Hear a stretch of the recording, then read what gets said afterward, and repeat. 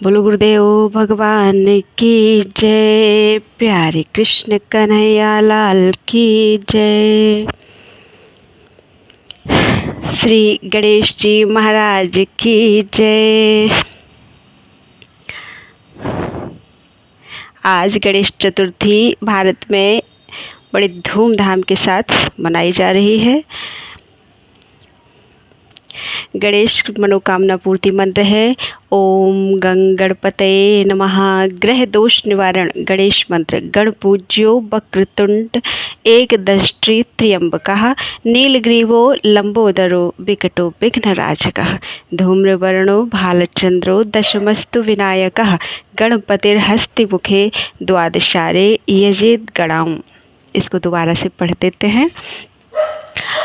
ग्रह दोष निवारण ये गणेश मंत्र है। गण पूज्यो वक्रतुंड एकदंष्ट्री त्र्यंबकः नीलग्रीवो लंबोदरो विकटो विघ्नराजकः धूम्रवर्णो भालचंद्रो दशमस्तु विनायकः गणपतिर्हस्तिमुखो द्वादशारे यजेत गणम। बिगड़े कार्य को सफल बनाने का मंत्र है त्रयीमयायाखिल बुद्धिदात्रे बुद्धि प्रदीपाय सुराधिपाय नित्याय सत्याय च नित्य बुद्धि नित्यम निरीहाय नमोस्तु नित्यम। गणेश जी को प्रसन्न करने का मंत्र है वक्रतुंड महाकाय सूर्यकोटि समप्रभ निर्विघ्नं कुरु मे देव सर्वकार्येषु सर्वदा।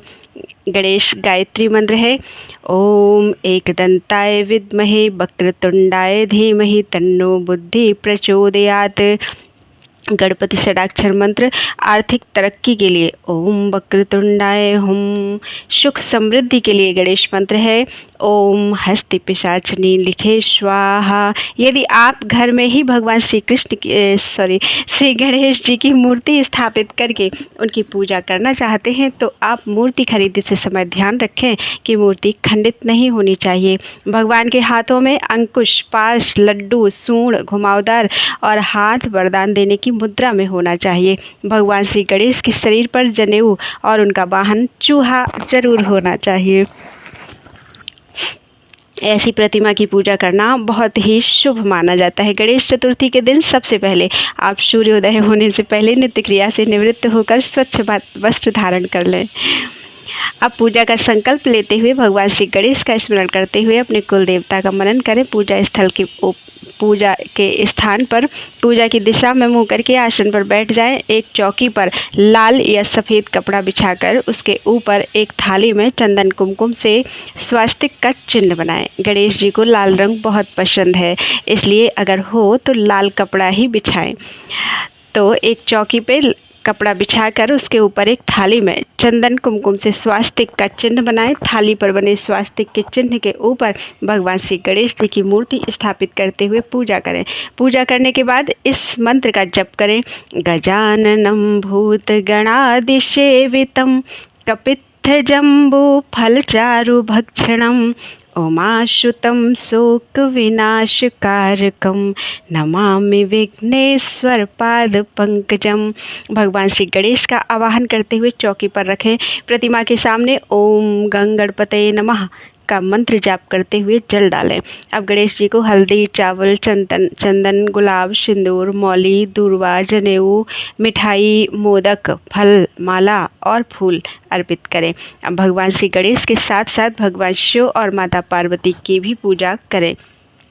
पूजा में धूप दीप करते हुए सभी की आरती उतारें। आरती करने के बाद 21 लड्डुओं का भोग लगाएं, जिसमें से 5 लड्डू भगवान श्री गणेश की मूर्ति के पास रखें। बाकी लड्डू को ब्राह्मण और अन्य लोगों को प्रसाद के रूप में वितरण कर दें। पूजा के अंत में ब्राह्मणों को भोजन कराएं और दक्षिणा देकर उनका आशीर्वाद लें। पूजा करने के बाद इस मंत्र का जाप जरूर करें।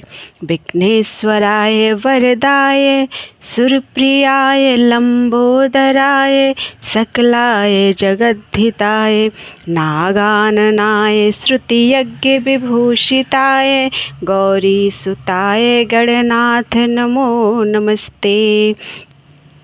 पौराणिक कथा के अनुसार एक बार भगवान शिव और पार्वती माता पार्वती नर्मदा नदी के किनारे बैठे हुए थे। माता पार्वती ने वहां भगवान शिव से चौपड़ खेलने को कहा। भगवान शिव भी इस खेल को खेलने के लिए तैयार हो गए, लेकिन इस खेल में होने वाले हार जीत का निर्णय कौन लेगा यह समझ में नहीं आ रहा था। इसलिए भगवान शिव ने कुछ तिनके इकट्ठे करके एक पुतला बनाया और उसमें जान डाल दी। जान डालते ही वह पुतला एक बालक बन गया। उसी बालक को इस खेल का निर्णय लेना था। अब भगवान शिव और माता पार्वती ने चौपड़ का खेल शुरू कर दिया। 3 बार चौपड़ का खेल खेला गया। हर बार माता पार्वती जीती, लेकिन भगवान शिव द्वारा निर्मित उस बालक ने भगवान शिव को ही विजय बताया। इस बात को सुनकर माता पार्वती बेहद क्रोधित हो गईं और उन्होंने क्रोध में आकर उस बालक को लंगड़ा होने और कीचड़ में पड़े रहने का श्राप दे दिया। बालक ने माता पार्वती से बहुत माफ़ी मांगी। बालक के बार बार क्षमा मांगने पर माता पार्वती ने उस बालक से कहा कि यह गणेश पूजन के लिए नाग कन्या आएंगी। उनके कहे अनुसार तुम भगवान श्री गणेश का व्रत पूरी श्रद्धा पूर्वक करना। इस व्रत के प्रभाव से तुम इस श्राप से मुक्त हो जाओगे। 1 वर्ष बाद उस स्थान पर नाग कन्या आई। तब उस बालक ने नाग कन्याओं से गणपति बप्पा के व्रत का विधि विधान पूछा। उनके बताए अनुसार उस बालक ने 21 चतुर्थी तक बप्पा का व्रत किया। बालक की भक्ति देखकर गणपति बप्पा बहुत प्रसन्न हुए और उन्होंने इस बालक को मनोवांछित वर मांगने के लिए कहा। तब उस बालक ने सिद्धि विनायक से कहा, हे प्रभु, मुझे इतनी शक्ति दीजिए कि मैं अपने पैरों से चलकर अपने माता पिता के साथ पर्वत पर जा सकूं। तब बप्पा ने तथास्तु कहा। भगवान श्री गणेश के तथास्तु कहने के बाद वह बालक अपने माता पिता के साथ कैलाश पर्वत पर पहुंचा। वहां उसने भगवान शिव को अपने ठीक होने की पूरी बात बताई। बालक की बात सुनकर भगवान शिव ने भी माता पार्वती को प्रसन्न करने के लिए 21 चतुर्थी का व्रत रखा। व्रत के प्रभाव से माता पार्वती भी प्रसन्न हो गई। इसके बाद भगवान शिव ने माता पार्वती को इस व्रत की पूरी महिमा बताई। इस बात को सुनकर माता पार्वती की मन में अपने बड़े पुत्र कार्तिक से मिलने की प्रबल इच्छा उठी। तब माता पार्वती ने भी 21 चतुर्थी का वह व्रत किया। इस व्रत के प्रभाव से भगवान कार्तिकेय माता पार्वती से मिलने स्वयं आ गए। तभी से यह व्रत संसार में विख्यात हो गया और इसे हर मनोकामना को पूर्ण करने वाला व्रत माना जाने लगा। ऐसा कहा जाता है कि यदि कोई व्यक्ति 21 चतुर्थी का गणेश चतुर्थी का व्रत पूरी श्रद्धा पूर्वक करे तो गणेश जी उसकी हर मनोकामना अवश्य पूर्ण कर देते हैं। जय गणेश जय गणेश जय गणेश देवा, माता जाकी पार्वती पिता महादेवा। एक दंत दयावंत चार भुजाधारी, माथे पे तिलक सोहे मूस की सवारी। पान चढ़े फूल चढ़े और चढ़े मेवा, लड्डुअन के भोग लगे संत करें सेवा। अंधों को आँख देत कोढ़ी को काया, बांझन को पुत्र देत निर्धन को माया। सूर श्याम शरण आए सफल कीज सेवा, जय गणेश जय गणेश जय गणेश देवा। जय गणेश जय गणेश जय गणेश देवा, माता जाकी पार्वती पिता महादेवा। बोलो गणेश जी महाराज की जय।